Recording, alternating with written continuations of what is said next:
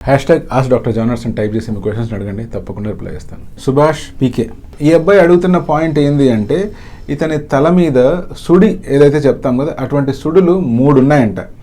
And ఆ సుడి ఏరియాలో ఇతనికి హెయిర్ లాస్ కూడా అవుతుంది. హెయిర్ ట్రాన్స్ప్లాంటేషన్ చేసి ఆ సుడిని లేకుండా చేయొచ్చా అంటున్నారు.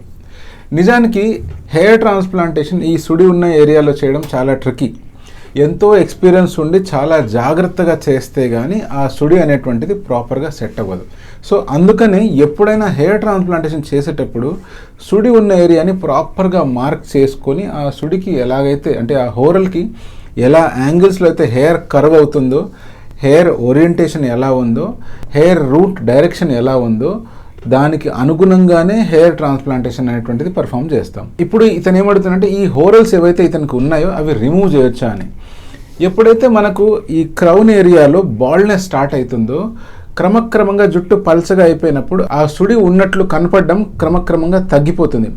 ఒక స్టేజ్కి వచ్చిన తర్వాత మీకు స్కాల్ప్ మీద జుట్టు చాలా పల్చగా అయిపోవడం వల్ల లైట్ పడినప్పుడు గుండు మెరుస్తుంది తప్పిస్తే అక్కడ సుడి ఉన్నట్టు తెలియదు. ఒకవేళ మీకే కనుక ట్రాన్స్ప్లాంటేషన్ చేసే అవకాశం ఉంది, మీకు కూడా ఆ ఏరియాలో హెయిర్ కావాలనే కోరిక ఉంది అంటే అటువంటప్పుడు అక్కడ ఒకటే సుడిని రీక్రియేట్ చేసుకొని ప్రాపర్గా హెయిర్ ట్రాన్స్ప్లాంటేషన్ అనేది పర్ఫామ్ చేయొచ్చు.